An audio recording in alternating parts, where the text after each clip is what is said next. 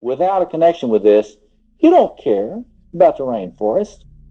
It doesn't affect me. Fantasy, it doesn't affect me. If you have no connection with this, there is no sense of any vocation with a capital V. And so one kind of wonders, well, what's my life about? I'm a successful lawyer, quote unquote.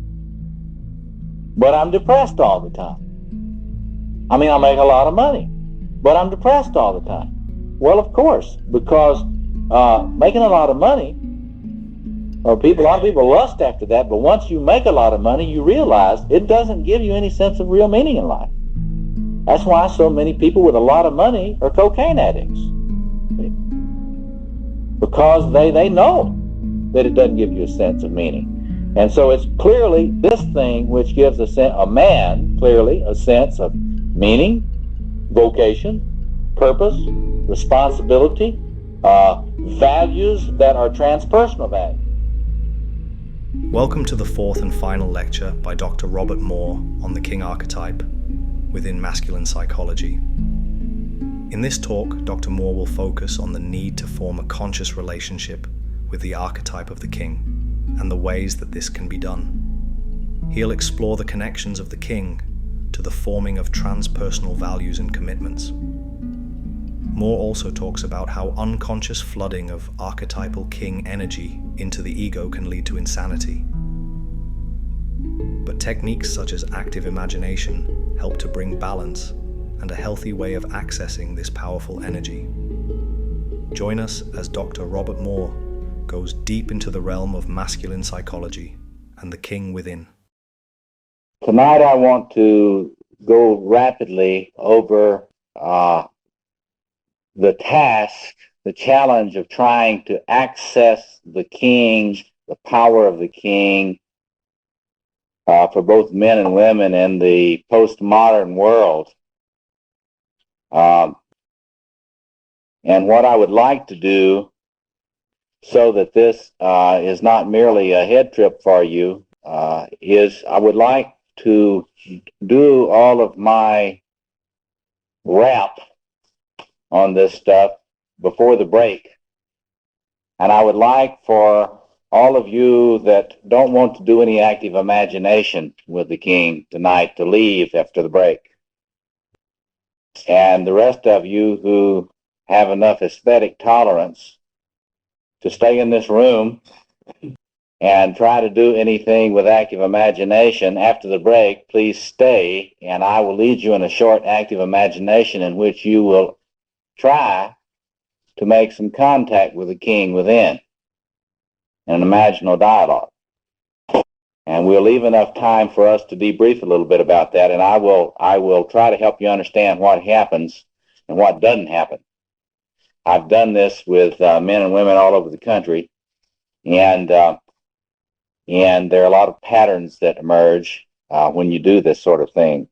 But I'd like for you to have an opportunity to begin actually working with trying to establish a relationship with the king within, the positive, what I call the true king within, as well as the shadow king within, because some of you will probably run into the shadow king.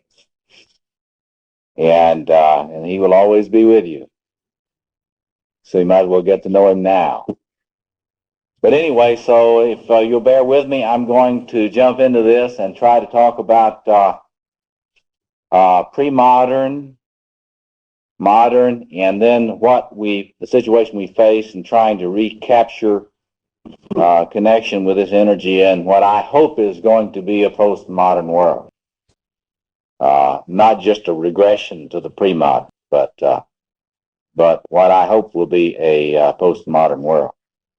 So let me start off by just a very quick review. A few of you perhaps were not here in the previous sessions. Anybody that was not here, okay, there are a few of you. The tapes will be available to the previous sessions, and bear with us if you have not listened to any of the other stuff that I've done on the king.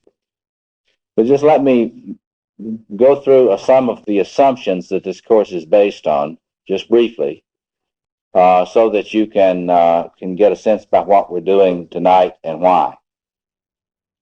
Jung's psychology is radically unique among human psychologies because it posits the existence of an archetypal realm within. It posits what Jung called an objective psyche. That is to say, what some people you've heard of talking about the collective unconscious, that there are unconscious deep structures shared by all human beings, all members of our species. Jung always felt that this had clinical significance. That is to say, it matters whether or not you understand that there is an objective psyche, and it matters in very practical ways. Now, there are Jungians, and I won't get into this much, except to say there are people that call themselves Jungians today that I can't very well recognize as such because they seem to not be able to talk in any kind of intelligent way about the way the archetypal deep structures in the psyche actually affect you concretely. Well, now Jung, and the significance of Jung's work was that he felt that these deep structures in the psyche that are not personal actually affect the psyche and actually impact our functioning or our malfunction. Now, the second assumption, the first assumption is that Jung was right about that. The second assumption is that these structures are far more clearly discernible than most have realized. And in my work in the last 15 years has been chiefly trying to break a kind of an archetypal code to understand how fundamental archetypes of maturity in men and women function. And what I've been treating in this series is one aspect of the four major archetypes of the mature masculine. In the early part of the course, I talked about the king and the queen, the male and female warriors, the male and female magician or priestess, and the male and female archetypal lovers. In the deep self, in the deep archetypal self, these things are held together in both men and women. And the image Jung used of that was the royal couple, the conjunctio. That's why he was so fascinated with that alchemical image of the royal couple. They're held together in balance and unity in eros and creativity in the depths of the human psyche and practically nowhere else. Our struggle out here is trying to get conscious about our connection with these deep structures and to get into a conscious, health-giving, empowering connection with them, one that does not make us crazy. In the first session, I tried to go into some of the history of the expression of the king archetype in culture. Right now I'm in the process of working with John Weir Perry, the editor and author of Lord of the Four Quarters, Myths of the Royal Father, and we're trying to reprint that book. It's out of print now, but try to get it back in print for you in our Paulus Press series on Jung and world spirituality. I'm hopeful that that's going to be coming out within the next year or two. You ought to be able to find an old copy of that, but look at the Myths of the Royal Father to get some background on that. There's a lot of literature that particularly men should know, but they do not know because it's as if it's a well-kept secret.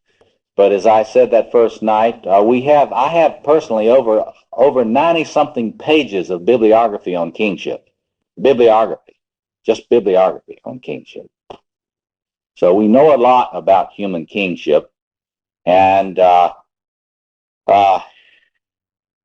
with Jung's psychology, we know that that's not something that we should just have an antiquarian interest in. There's something deeply important to understanding masculinity to studying the king. In a moment, when I talk about trying to re-access the king in our time, one of the ways that we're going to have to do it is by studying kingship. Just studying it, so that we can get a feeling of the fullness of it. The second session, I talked about the king within as an image of a particular configuration of masculine potential within the psyche. And I pointed out that this configuration has different functions, different purposes, different strengths, different kinds of capacities from the other four major mature masculine archetype, from the other three that I've mentioned. And I talked about the importance of the king in relating to the cosmos, creating a cosmos as opposed to chaos. Talked about the centrality of sacrifice in understanding the king, that the king is that capacity for sacrifice in order to create a just order. I talked about the capacity for stewardship of worlds, which is grounded in that archetype, and I talked about the chief central issue of blessing, and the idea that if one received a blessing that consolidated one's masculine identity, or in a woman, if one received a blessing from the Father which enabled her to claim her full capacity to relate to the male, then this archetypal kingship reality was mediated through the human father. All too often the rule is that the natural priesthood of the father in mediating this archetypal reality to both son and daughter is not done. This natural priesthood is failed. The children are failed, and that this does not work, as the psychoanalysts are fond of saying today, good enough. If it worked good enough, we would feel as if we had received a blessing. And we wouldn't be wandering around in chronic depressions, wondering if we had a right to be here. And if you find yourself wandering around in chronic depression, not having any sense of a meaning or purpose in your life, struggling against substance abuse of various kinds or other compulsive behaviors, then you didn't get a blessing mediated. You got what is always there when the blessing isn't, and that is the curse. See, you don't get a third choice. If you didn't get a blessing, what you got from the priest was the mediation of a curse. So you either got the what I like to call, in terms of the old people's mythology, the rainbow king. If you didn't get the rainbow king, you got the shadow king. And the shadow king always looks bored when you're around. Doesn't give you much sense of importance, so forth. Okay. And so last week we talked about psychopathology, or pathological manifestations for particular ways of relating to this thing. And I said last week that you can get the idea from just looking around at yourself and your friends and the world that that's all we got. In fact, the radical feminists today, many of them tend to define masculinity as being pretty close to the source of evil in the world.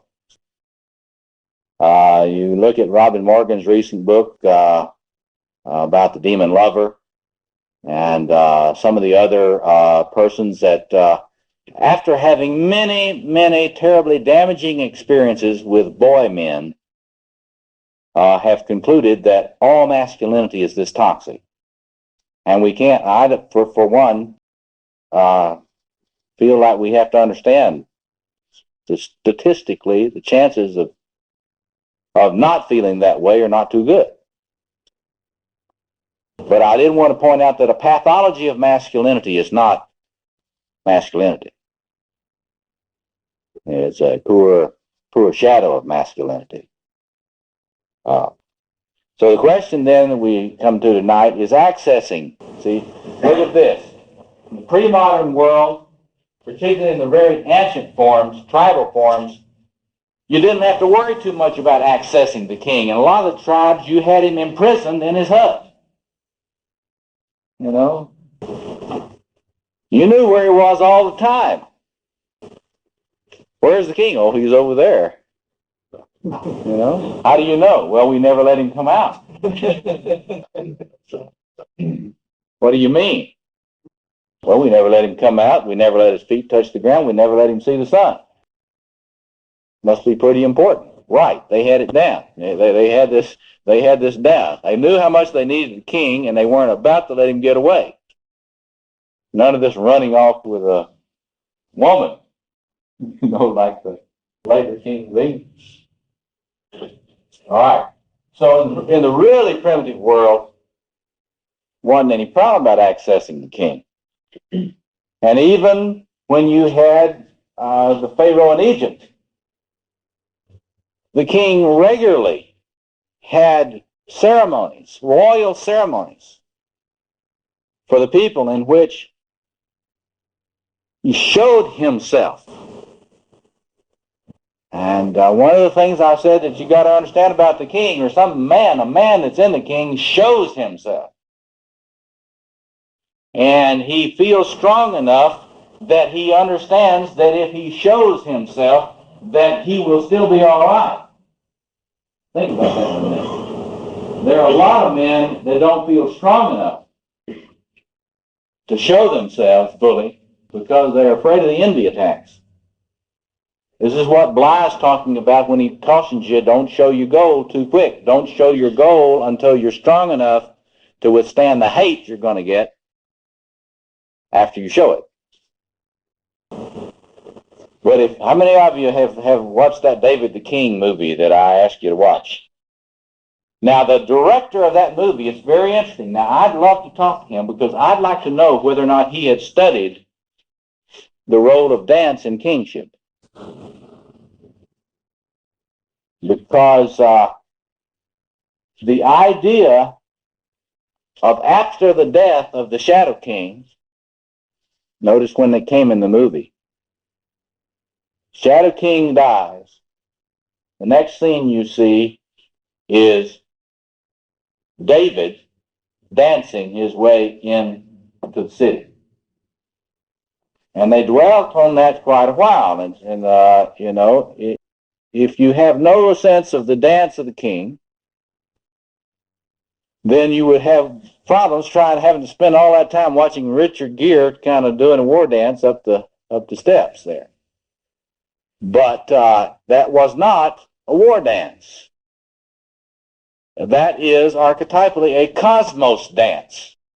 And it is the dance of the king fully manifest before his people. And it was very interesting. The movie even captured the envy-hate attacks of those who either don't understand or have an investment in his not fully showing himself. But the king shows himself not out of his own narcissistic needs. He shows himself so that the people can have access to him. And the king in the flesh, if this is still important to all of us, you may never get to lay your eyes on the king, but if you were here in Chicago when the Pope came to the city, the flocking of those crowds to see the Pope was the flocking of the people to see the king, because the Pope exists under the archetype of the king, of the Roman emperor. Okay. So later, when kingship, as we saw, was developed later, when kingship began to be seen that there was a king in the other world, that the true king was in the other world, and that the earthly king was a deputy or vicar or steward, then prayer became very important. And if you study, one of the things we have not studied well is the history of prayer cross-culturally. Because what you will find when you study cross-culturally is that prayer has played an enormous role in the history of the human race. An enormous role. When you go back to the old peoples of the earth, the Aborigines, Native Hawaiians, Native Americans, you find an incredible centrality of prayer. And this is a direct connection to this kind of archetypal reality, the Great Spirit, Wakantanka, etc., etc. That was the development that you saw brought up through, for example, if you read the Psalms of David, they are psalms of prayers to the King of the universe. Yes, back here. Would that dance also be the outward manifestation of ritual and prayer? I think so. It is a glorification. See, it's very difficult to get a sense of the fullness of the archetype and its joyousness. Now, in Christian myth, you see a lot of this. And once you kind of look at this stuff psychologically, you can see a lot of this stuff. For example, all that fantasy of the Messianic banquet. And there are even songs that Christians sing about Jesus being the Lord of the dance. Well, all that language seems very strange unless you understand sacral kingship and the archetype of the king. Once you understand that stuff, then you understand that in Christian myth, this Jesus who is the Lord of the dance is the king of the universe in that imagery. The physical manifestation of that being. So prayer is a direct connection, and it is a way, if you think about it, see, that's what I often will tell people that are struggling mightily with their grandiosity in pathological forms, that, when the grandiosity is close to killing you, as it is many of us, then I will often say, well, do you have any objections to prayer? And often people don't. And I say, so try prayer. Because it is a very quick way to disidentify with God. It's kind of hard to think you're God if you're talking to it. It's not impossible, but it's harder. Now, we'll get into it a little bit. We'll get into, what you do if somebody is a devout atheist, these things. There are a lot of folks like that. But anyway, in the pre-modern world, you had everything from the most concrete imprisonment of the king to the viewing of the king in the Pharaonic traditions and even in the other Middle Eastern traditions and right on up through European kingship. And then you have this form of prayer, and if you study, for example, a lot of Jewish prayer, if you get some of the more traditional Jewish prayer books, if you get more traditional Christian prayer books, you get it's laid out, bam, right there. It's real clear who the prayers are addressed to. They're not addressed to something bland like G-O-D, or any of these little bland words that don't mean anything to anybody. They are addressed to the King of the universe. It is quite clear. And traditional Jewish and traditional Christian prayers. And so you can really get a sense there about that sense of trying to have a connection. Remember what we talked about? The importance of disidentification. Not being identified with it, because that really makes you crazy. And yet relatedness to it, accessing it, which gives you some connection with the power. And so in the old world, you had those forms. In the modern world, the political revolutions that brought about what we know as the modern world were regicide. You had the killing of the kings in various forms. You had revolutions. You had, in England, you had it actually acted out. You see this really clearly in Cromwell. If you haven't seen the movie Cromwell, it's an interesting study of this business about regicide. But you, in the beginning of modernity, what do you do with the king? You kill him.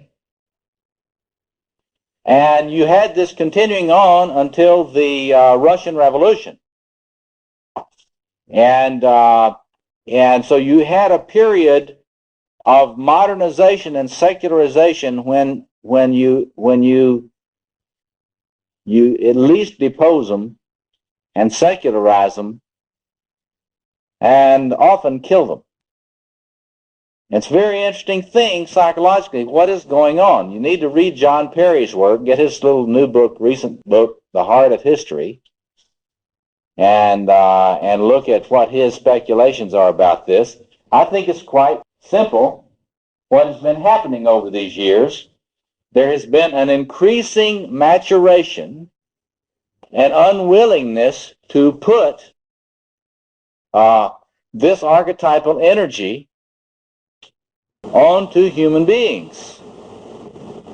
But look at what has happened.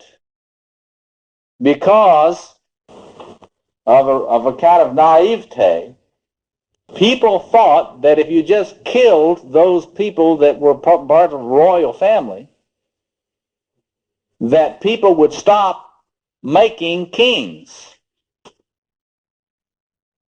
And what has happened now, we know, is that it isn't that simple.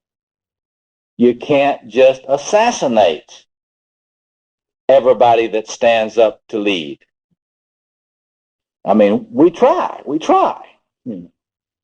Anybody that gets into this role of leadership and starts trying to embody a lot of these qualities, they do often get assassinated.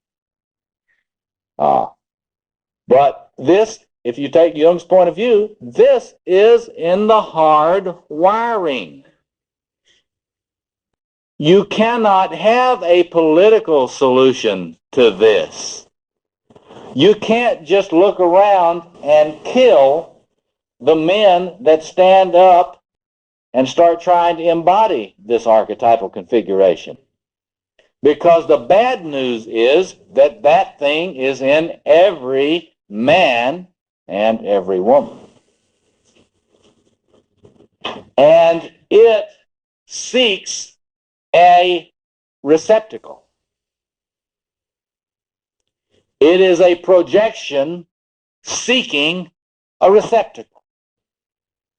You know, there's a notorious thing about these things, these projections. They always find a receptacle. And so tonight, when I suggest to you, you need to ask yourself what you're doing with your king projection. I didn't ask you if you're doing anything with your king projection. That's like the old days the Christians used to say, now I'm not going to ask you, are you sinning? But how are you sinning?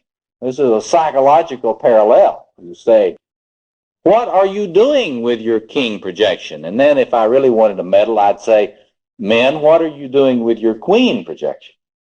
But I'm not going to get into that much.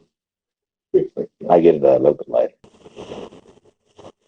But the point is, this thing is running non-stop. And you can't just kill Abraham Lincoln and get rid of it. You can't just kill Jack Kennedy and get rid of it. You can't just kill Robert Kennedy and get rid of it. You can't just kill Martin Luther King and get rid of it. You can't just kill Malcolm X and get rid of it. See? You can't just kill every man that stands up to take some responsibility for a just world and get rid of it. it's going to keep coming back. But modernity has never understood this, and modern psychology prior to Jung has never understood, and still to this day does not. Because we still have all these people that really believe they're going to have a sophisticated scientific psychology which does not deal with the inevitable projections of these imagos, these images. What you get is sort of technologies of behavior which don't really look at the most powerful forces which fuel human behavior. Happily, psychoanalysis in general has paid more attention to this issue of these powerful images.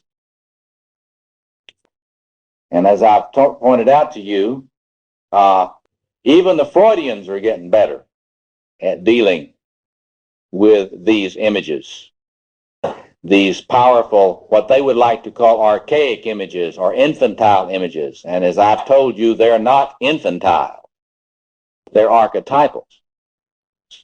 And they will be there no matter how many years of analysis you have. In other words, you can have 462 years of analysis with the best analyst at the Chicago Institute for Psychoanalysis. And when you get through with it, you will still have a king archetype that is wanting to be put on someone.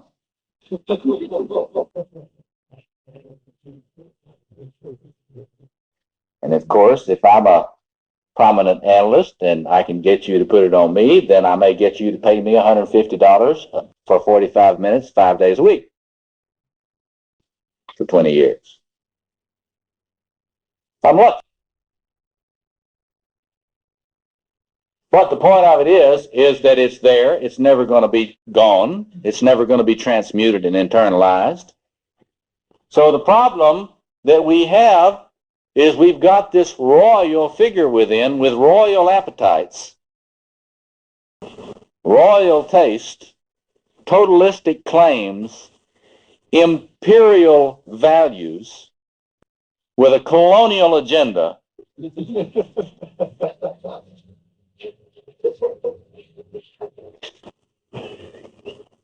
Who intends to have it all, to have everybody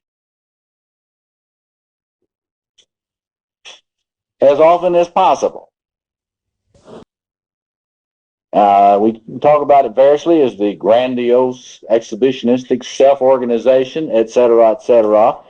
Whatever you call it, that is an entity in the psyche. Moderns, because of regicide, which is a form of demythologization, and I mean just to add demythologizing, regicide, demythologization, we even had a whole bevy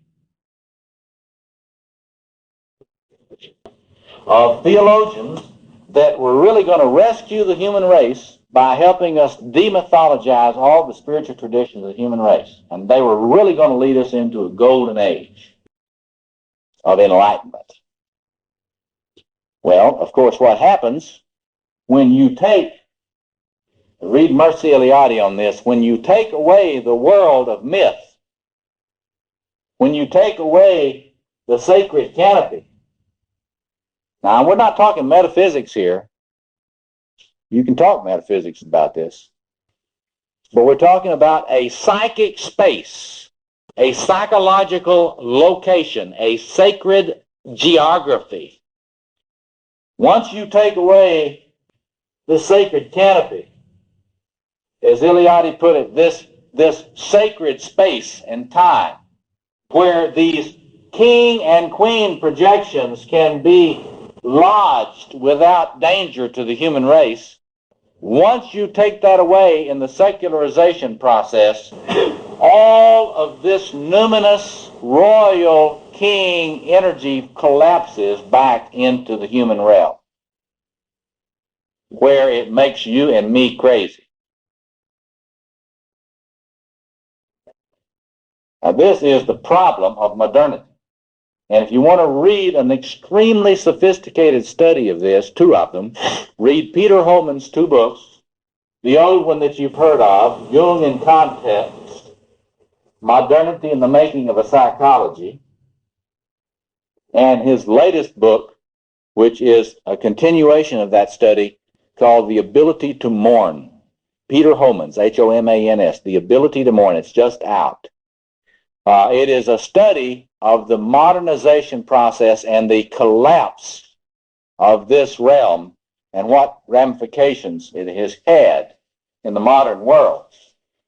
Homans, I believe, is the greatest psychologist of modernity anywhere. Now, but a Jungian position, I was with Peter the other day, I asked him, okay, so is there anything besides mourning? I mean, is all we can do is grieve for the loss of the king? Is that all we can do, is face our grief that we have lost the sacral king and the sacral queen, like a lot of our fairy tales talk about? I think not. And that gets us to the question of a postmodern attempt to re-access, to reappropriate these archetypal energies for the human race. That is what Jung's psychology was an attempt to begin doing. In my view, Jung's psychology is the only system which is truly attempting to work on a postmodern psychology of personality and culture. Now, what does that mean? That means that Jung really believes that you do not have to do without access. You do not have to kill the king. In fact, you cannot kill this king. You cannot kill the one that's the source of the problem. You only thought you could kill the one that was the source of the problem. You can kill human beings till you're blue in the face, and you can't kill the one that's the source of the problem. The king that's the source of the problem is an archetypal reality in the deep structures of every human being. So what do? Well, you try to get it out of a direct, unconscious meddling in the affairs of human beings. Get it out of what the ancients would call a contamination. You want to stop having these energies destroy human life. And the way you try to do that is to become conscious that these energies cannot be killed, and that they must be dealt with consciously and realistically and firmly. Jung was quite clear that you had to deal firmly with the unconscious, that you cannot allow it to influence your life unconsciously. You must try to become aware of the ways in which it is influencing you. And he had a number of ways of dealing with that. Of course, you're all familiar with dream interpretation and his idea of the attempt to develop a sense of a transcendent function, trying to get a sense of allowing the unconscious to speak to you and forming a relationship with the unconscious that is an ongoing relationship that you cultivate all of your life through your work with your dreams, through your sensitivity to synchronicity or meaningful coincidence, and through active imagination, which we'll get to in just a minute.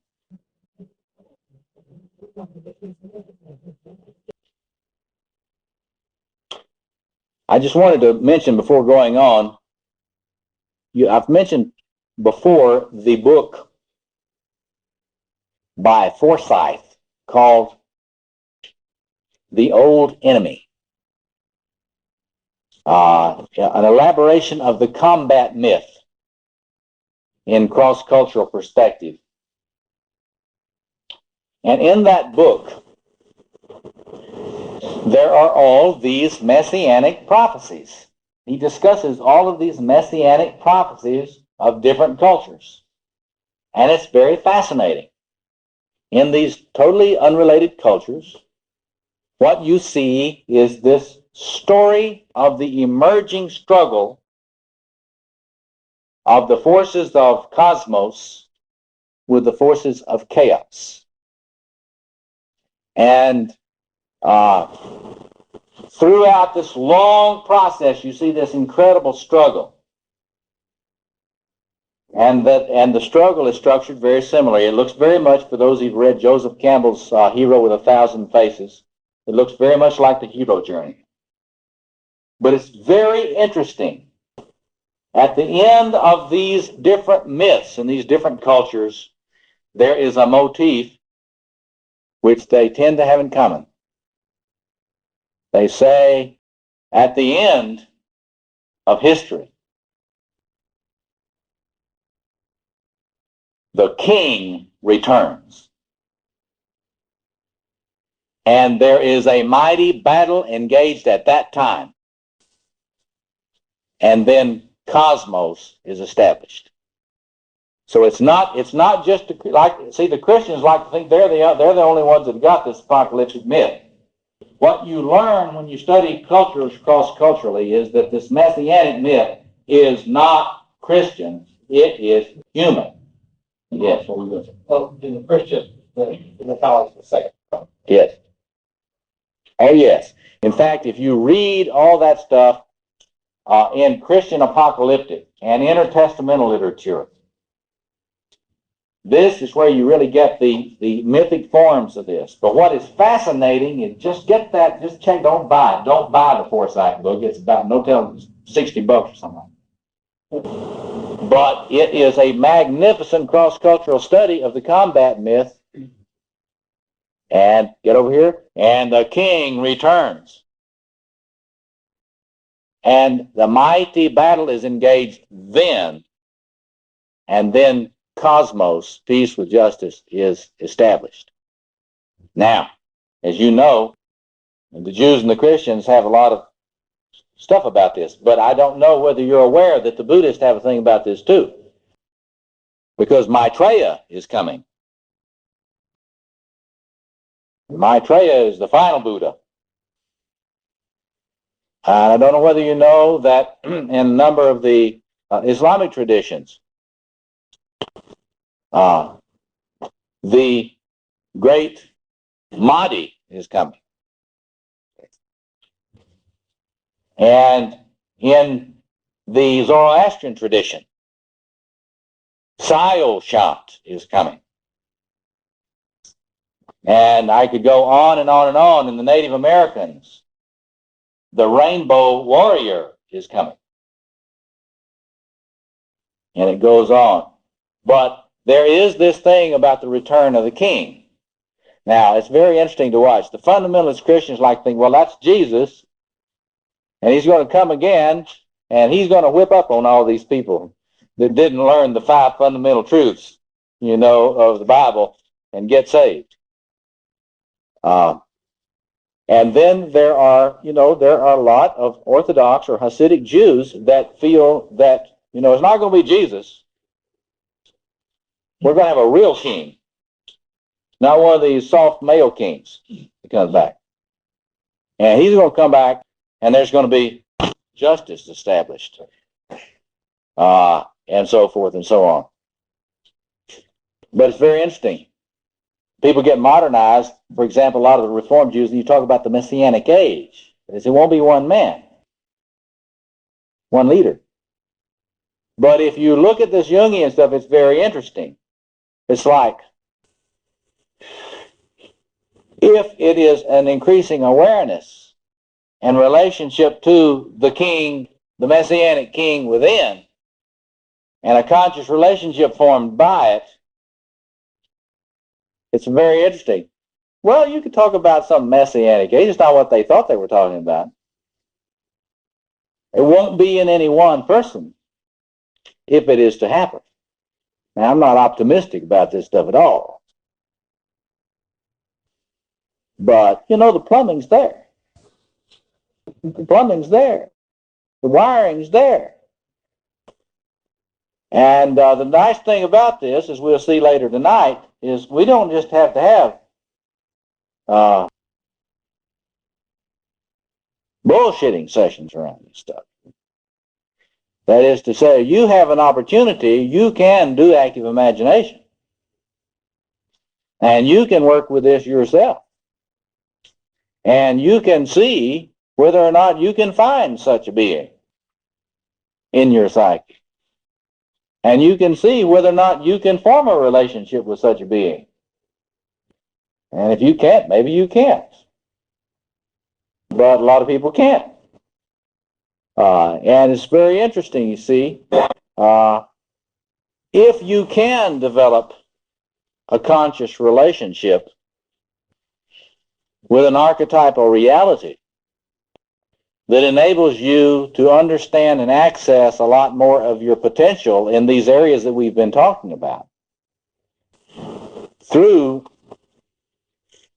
a process that you can actually do and you can actually monitor and you can actually experiment with yourself without anybody telling you that you can't do it, then that gives you something empirical. You can work on that yourself. You don't need anybody telling you that this is too dangerous. Oh, there's some Jungians like say, don't do that active imagination. It's real spooky. You know, only do that in sessions with me. I charge more when we do it too, you know. But I mean, the important thing, and we'll get into that more later, the important thing is that with Jung, you get experiential techniques which you can work on yourself, and you can see if you can find this being. This is not theology, folks.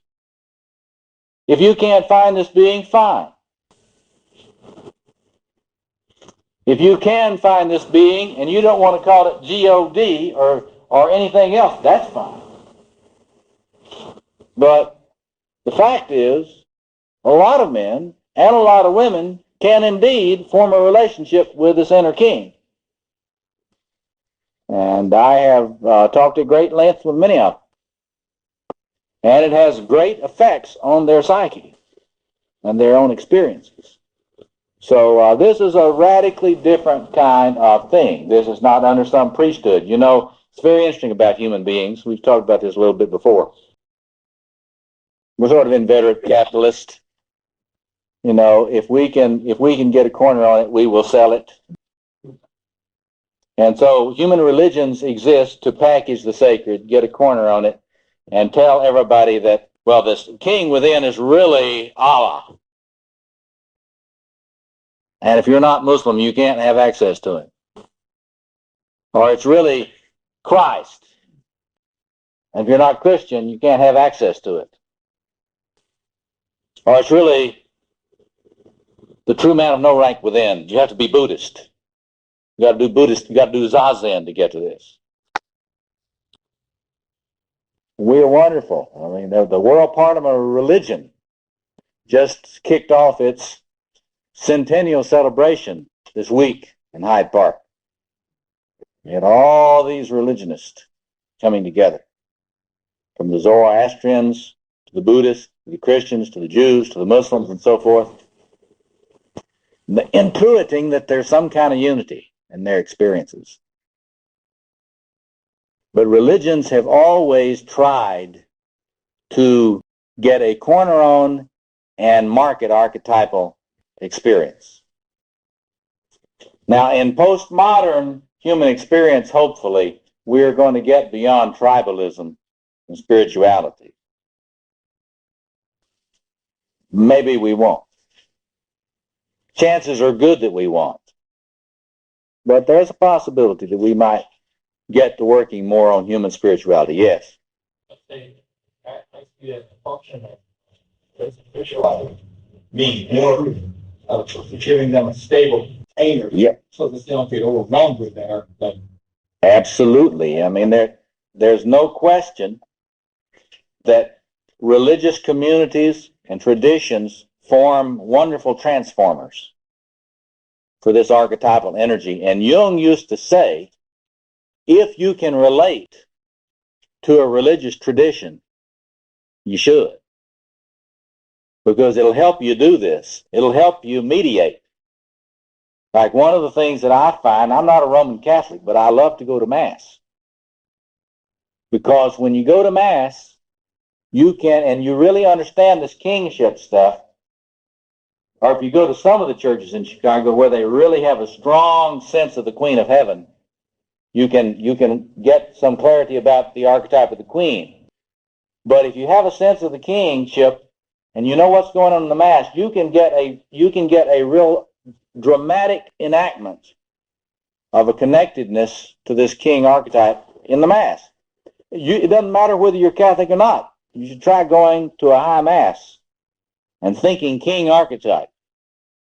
And you'll see it unfold right before your eyes. Right before your eyes. A empowering connection to this archetypal reality. Yeah. I think it's interesting. I have a background, Christian apocalyptic. And when I was reading the Pure... Could you speak up a little bit so they can hear? I have a background in Christian apocalyptic, and when I was reading the Pure Papers by James Hillman, which was written, late 60s, he had this same sort of... he never really said it, but he talked about this cosmic event coming at us, that he said he felt really strong that this sort of moves right into stuff. James Hillman is very interested in the apocalyptic imagery and stuff. In fact, there's a book called Facing Apocalypse that Hillman has done some things in. You want to just look that book up. There will be a lot more of this apocalyptic imagery, but there are a lot of people that talk about don't realize the relationship between that and this king archetype. And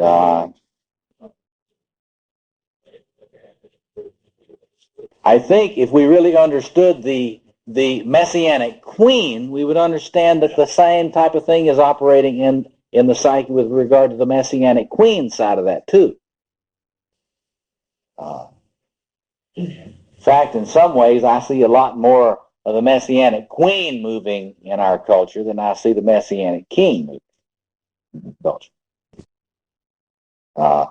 For example, when I see on the streets of Chicago working class mothers who have to be the ones to take the cleaning up of the streets where their children have to play in their own hands, I think that's Messianic Queen. That's not Messianic King. But in any case, the whole archetypal configuration behind this apocalyptic stuff is the return, of this royal parental imago image. Okay, so let me just say a little bit about accessing now before we will actually do some active imagination, and I'll say a little bit about readings for active imagination before we stop for our break. But let me start with the mundane about accessing the king. You want to understand about the king, you got to study the king. So you want to start getting into some of the literature on sacral kingship. Start with the Golden Bough, Fraser's. Get Frankfurt's book, Kingship and the Gods. Try to find a copy of Perry's book, Lord of the Four Quarters. I'll try to get that in print for you as soon as possible. But then look in library bibliographies. In their card catalogs, there's an enormous amount of work being done on this. I've got graduate students who are working on African kingship. Well, I think we're starting our active imagination a little early. I was wondering if that worked. But anyway, so a lot of studying will help you understand the imagery. You need to have a feeling for the symbolism because it's loaded. There's nothing that's not symbolic about sacral kingship. And so you just have to do some hard-nosed study to try to get a feel for this thing. And there's a new film. For example, look at film. Try to use film to get at it. There's a new version of Henry V that's just come out that will be coming to Chicago soon.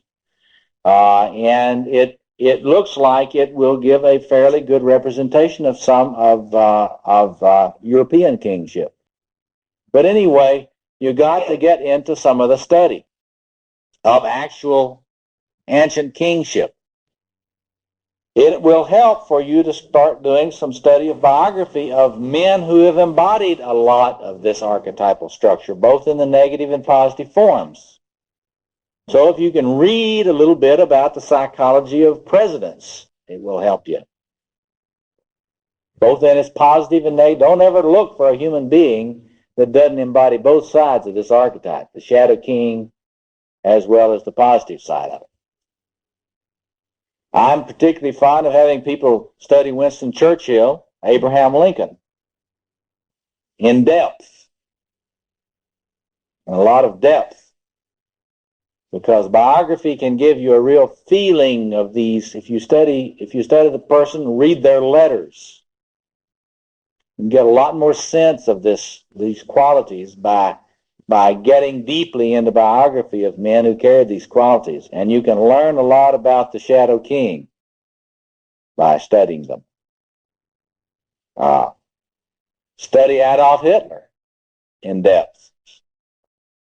There's a book called The Psychopathic God, which is a study of Hitler, which is an excellent psychological study that will give you a sense of Hitler as Messianic king, as being in that shadow side of that structure, saving Germany, saving the Aryan people from impurity, from evil.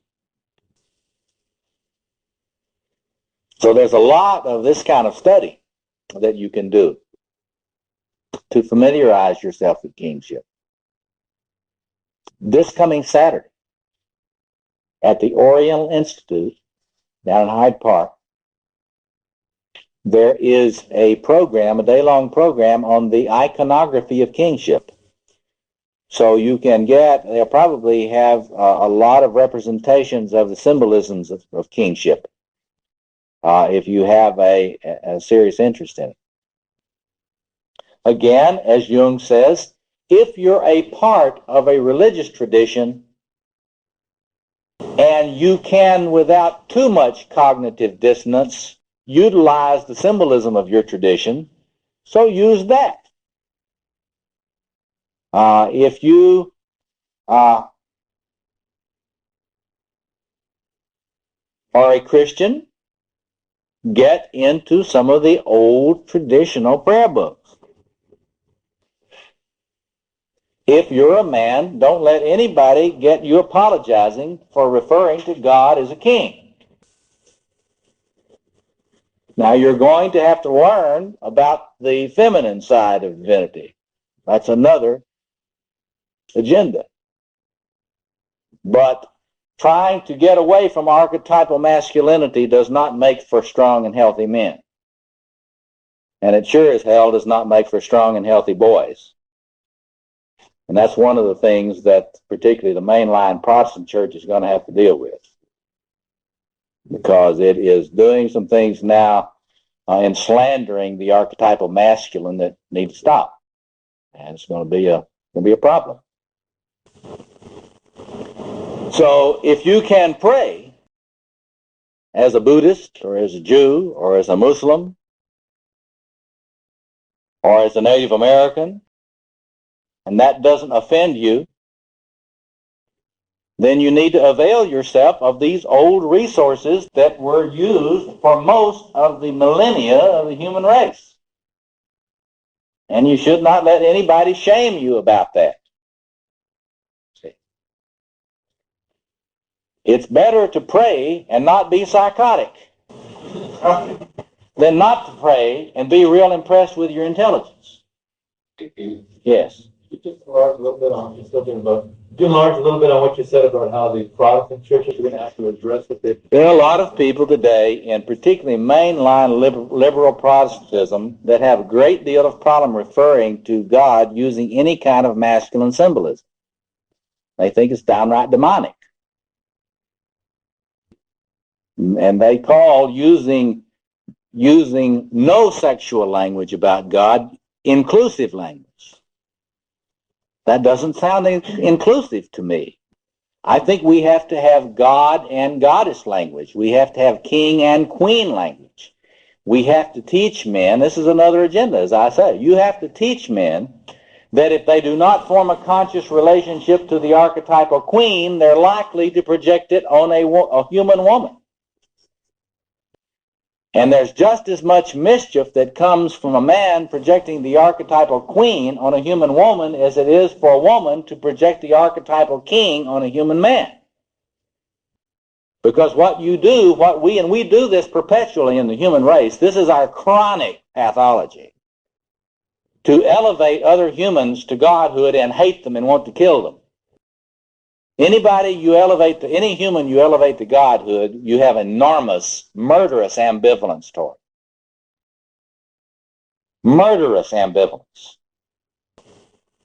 So anytime you're over-idealizing someone, and you always know that when somebody starts idealizing you, you say, did I put on my codpiece today or not? Because I'm likely going to need it. You do not want anybody's idealizations unless you happen to be an analyst whose job is to hold those idealizations until they can be returned. See? And when those inevitable idealizations come at you, it's real useful to know what they are and know that you don't want to keep them. Because these king transferences or queen transferences make us crazy. And they make us crazy without exception. See? There is no human being that is immune from being affected by an idealizing transference. If you get one, it will affect you. See? And of course, remember, you can have an idealizing transference in this mode, or it can be in the magus mode, or it can be in the lover mode, or it can be in the warrior mode. And any of those idealizing transferences make you crazy. They make you start thinking you're a god or a goddess. And that is, if you understand that, then you understand the importance that psychoanalysts always put on studying transference and countertransference. That's the technical language for what do you do when you have a God transference. See? Okay. So if you have a tradition, or if you can find one, I say, look, if you don't pride yourself on being the late and great Bertrand Russell, and you can look for a tradition that you might participate in, look for a tradition. See if you can find containment like this man was saying, because it's really truth. A tradition can help you contain this stuff. As long as you don't get in some fantasy that the Jews or the Christians or the Muslims or the Buddhists have a corner on it. That's the radical difference that has emerged now. Okay. So, if you can pray as a way to build this ego self-axis we've been talking about, this ego archetypal self-axis, pray. It's worked for millennia for most of the human beings in history. And, it worked.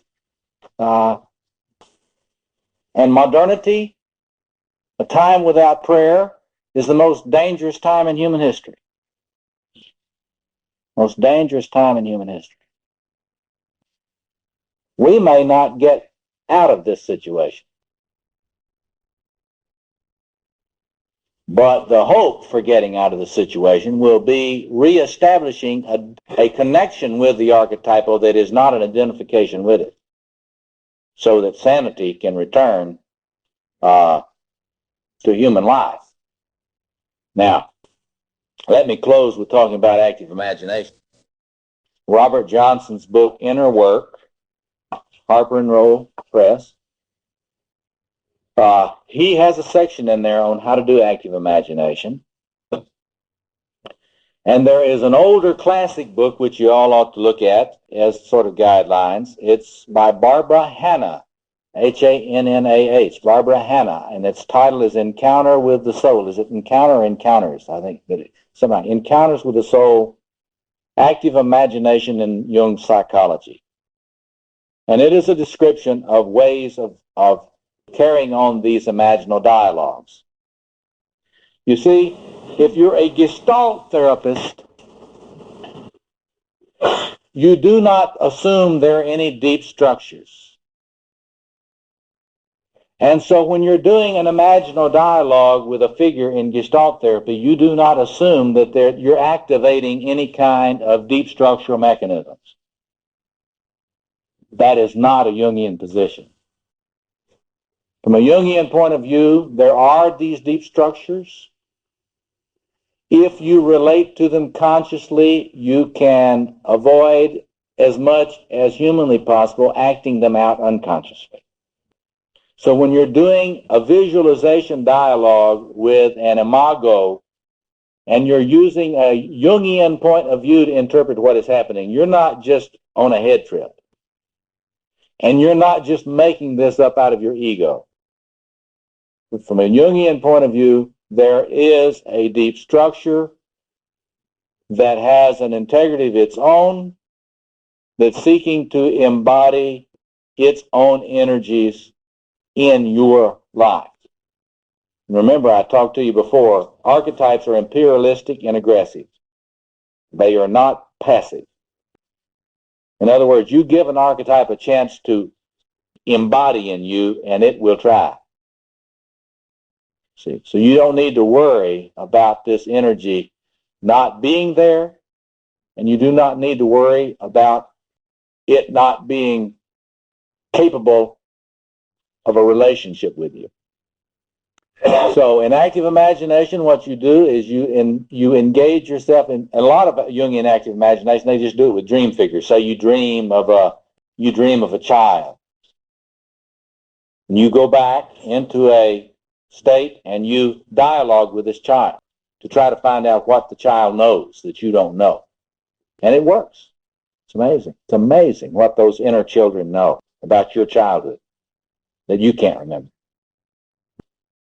But what we do in the case of these archetypes, and what I've done widely, is be very specific. When we do this active imagination after our break, we will be very specific. We will try to find the positive king. Some of you won't be able to. Some of you won't even be able to find a room where he might be. Some of you will be able to find a king that is decked out like Henry VIII.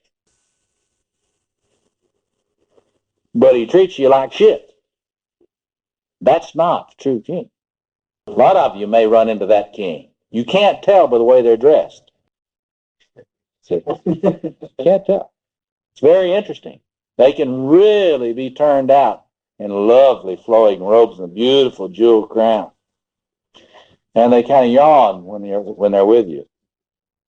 They're yawning when they're with you and they won't look at you. You know who you got. You got the one that your father mediated.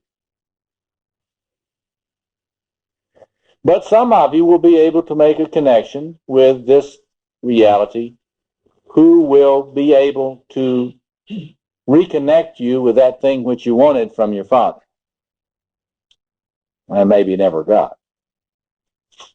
So let me open it up for a couple of questions and then we'll take a break. And then those of you that don't want to do any attempt at this can go home.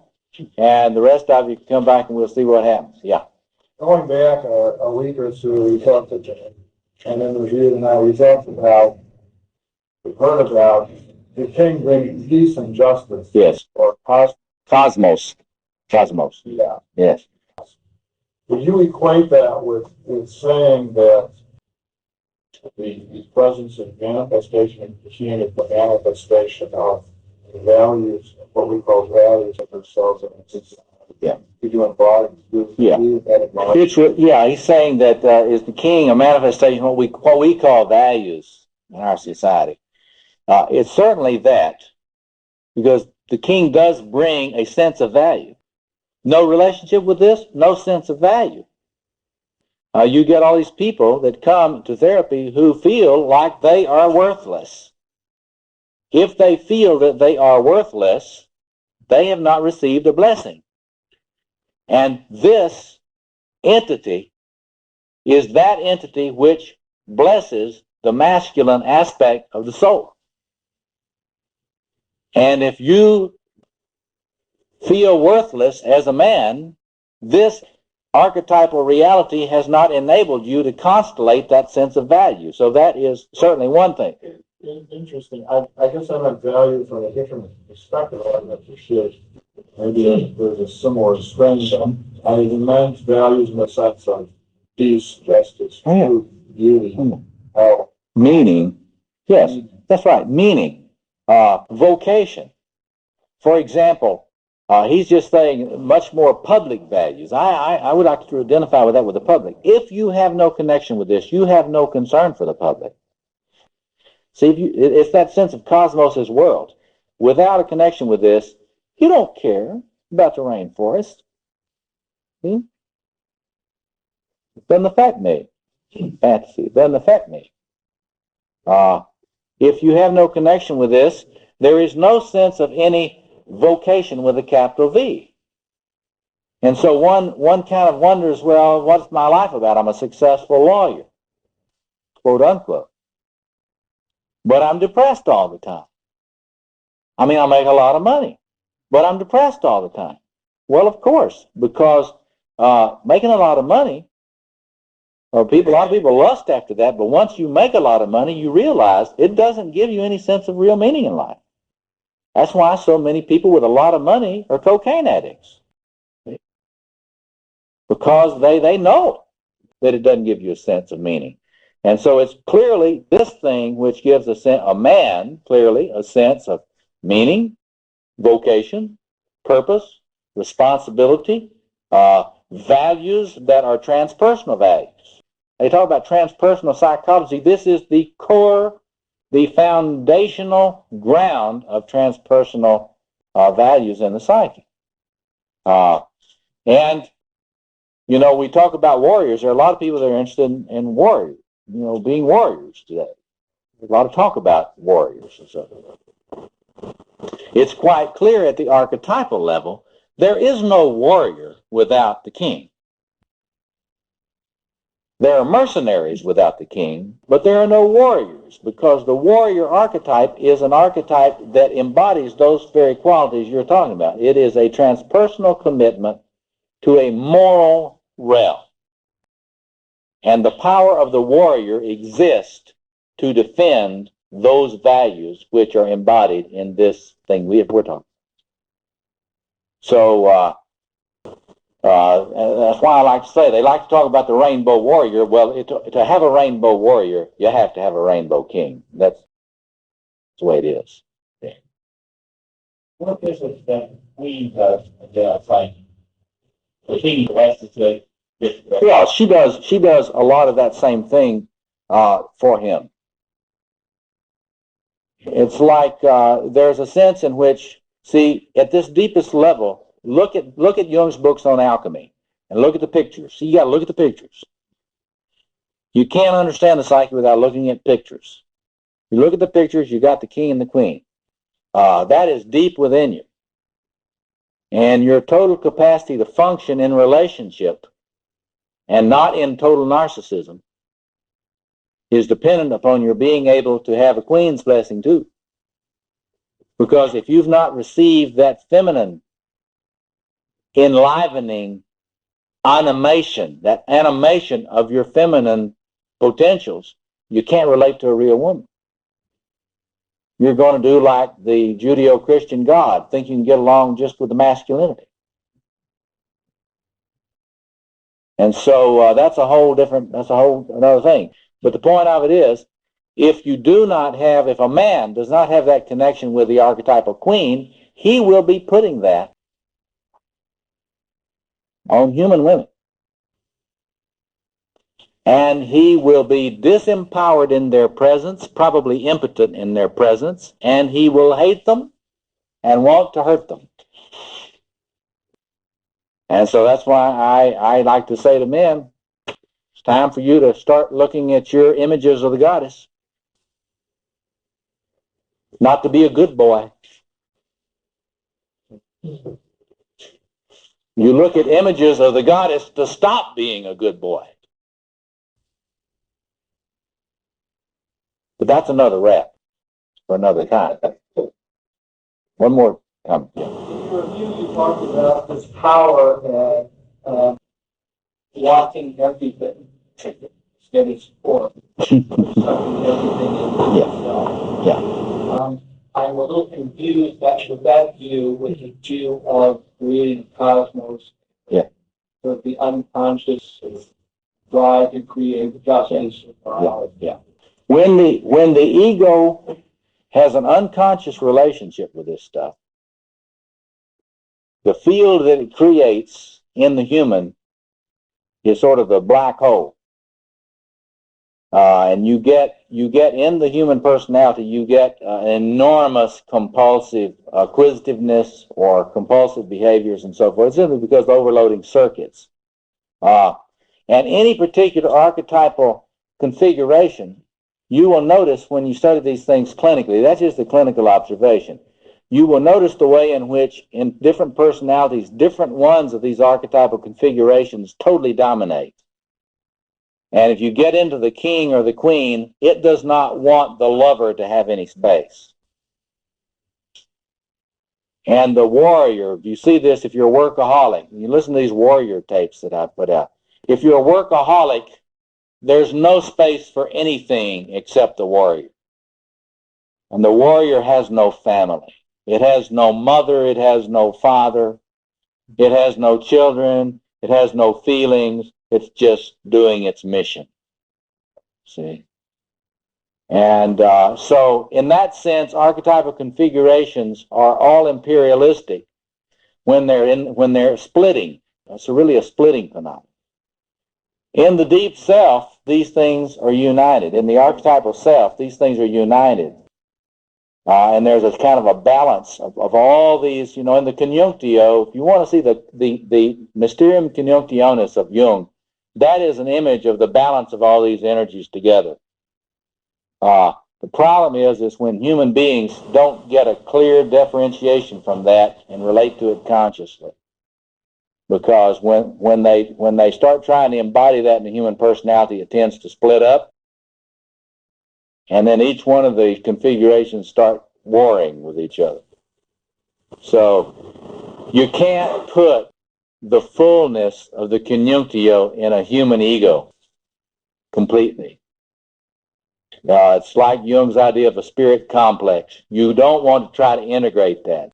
You don't try to integrate the archetypal self in a total way, because it makes you psychotic. So that's all I meant by that. That's a good question. It's an important point. Archetypal energies, when they get into the ego in a unconscious flooding way, make you crazy. Yeah. In a sense, are you saying we're spectators in our relationships to these archetypes? Well, not unless you view a relationship as being a spectator. Okay, it's more interactive. Well, it's a relationship, like a relationship between you and a friend. Jung always talked about personify it and build a relationship with it.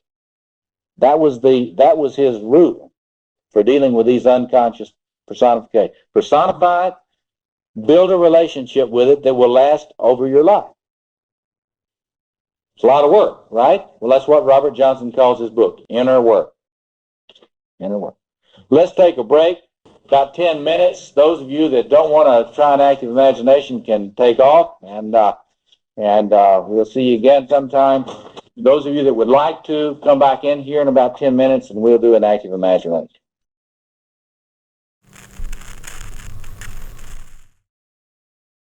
Are you interested in knowing if you embody the King in His fullness? Or if you're influenced by its more shadowy aspects? Why not take the masculine archetypes test? It's absolutely free and can guide you on a path of self-exploration. By gaining a deeper understanding of your personal masculine energies, you'll discover your strengths and identify areas where you can grow. Take the masculine test today at masculinetest.com.